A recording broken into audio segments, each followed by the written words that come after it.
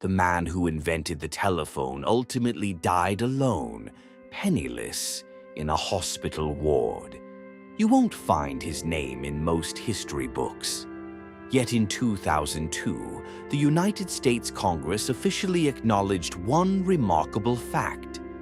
The inventor of the telephone was not Alexander Graham Bell. So, who was the true inventor?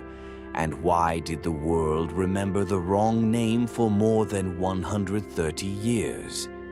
This is not just the story of an invention. It's the story of a forgotten genius. Florence, 1808. Antonio Meucci was a man whose extraordinary technical talent became evident even in his childhood. He studied engineering and chemistry at the Florence Academy of Fine Arts, one of the most prestigious educational institutions of its time. Mastering both disciplines simultaneously was highly unusual in that era. At a young age, he began working as a stage technician in theaters. This position gave him valuable hands-on experience with electrical and sound systems.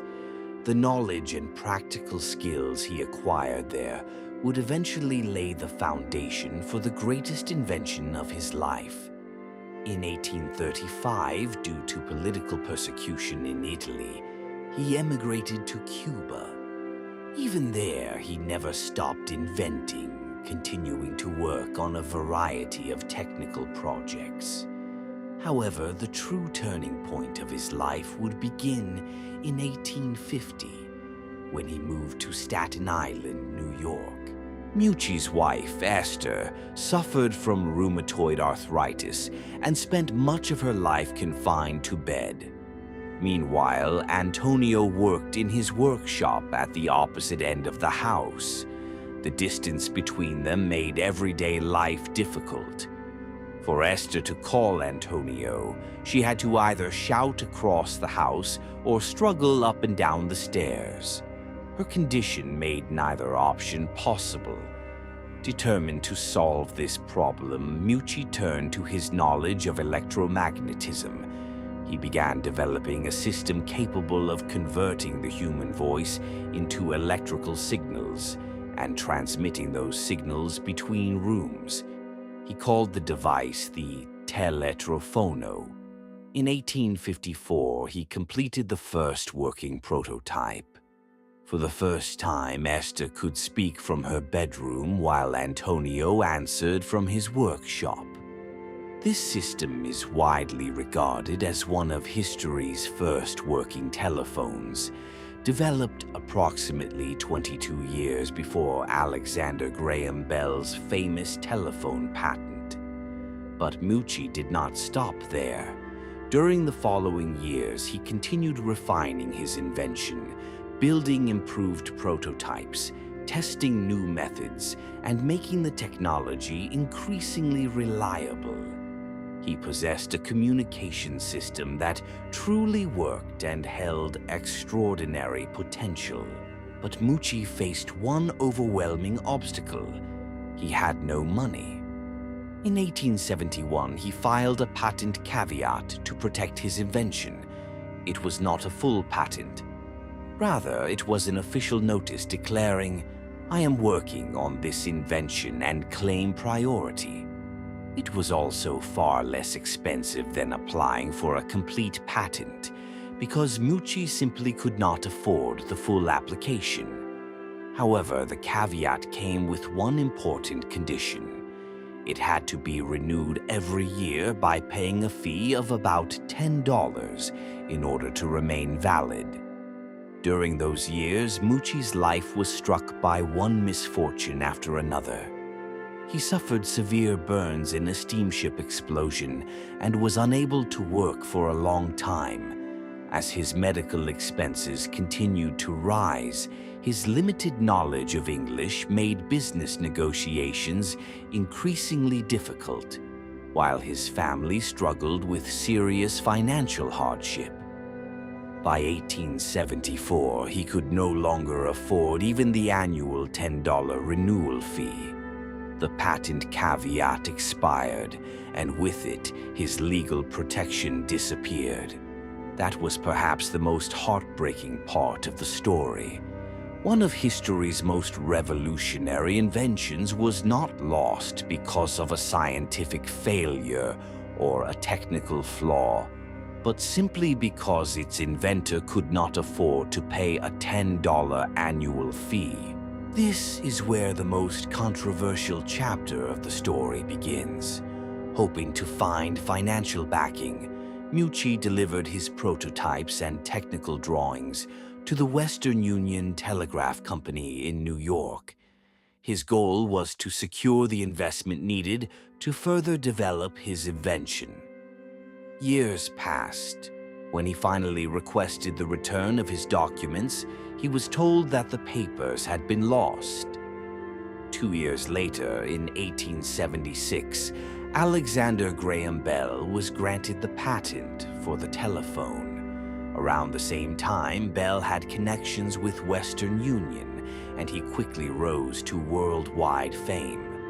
As telephone technology spread rapidly across the globe, the invention became almost entirely associated with his name. To this day, the fate of Meucci's missing documents remains unknown. There is no conclusive evidence proving whether the papers were truly lost or used in some other way. However, the timing of these events remains one of the primary reasons why this controversy has continued for generations. But Meucci refused to give up. Despite his limited financial resources, he hired a lawyer and launched legal proceedings against Bell. He argued that the original rights to the invention of the telephone belonged to him. The case continued for years. In 1887, the United States Department of Justice also became involved, opening an official proceeding to examine allegations of irregularities surrounding the validity of Bell's patent.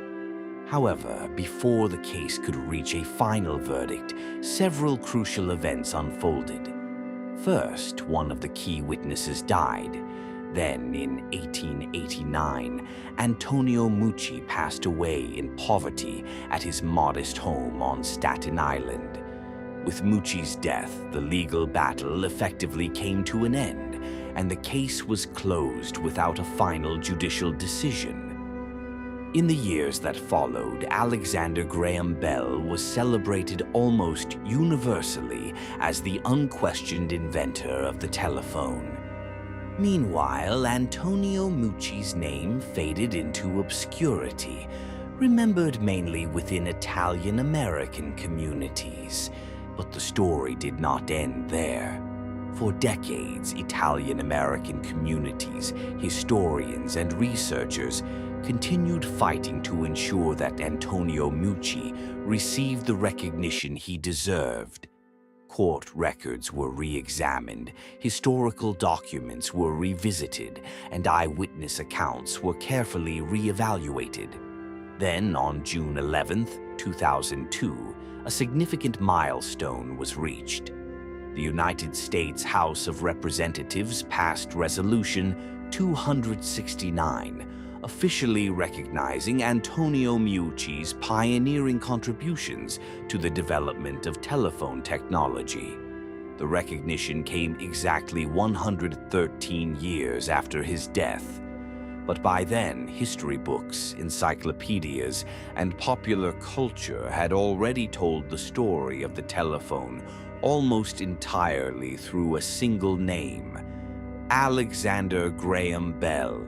Antonio Meucci's story is far more than a simple tale of a good guy versus a bad guy. Even today, it has never been conclusively proven to what extent one inventor may have been influenced by another's ideas. But one fact is beyond dispute. History is not always written by the person with the greatest idea. Sometimes history is written by the person who has the financial resources, the right connections, and the perfect timing to protect that idea. If Antonio Meucci had possessed that $10 on that day, would we be telling the history of the telephone in a completely different way today? We'll never know the definitive answer. But we do know one thing. Antonio Meucci had to wait 113 years before his name finally received the recognition it deserved. How many other true pioneers do you think history has forgotten? Share your thoughts in the comments and let us know which forgotten genius you'd like to see featured in our next video. Thanks for watching. See you in the next story.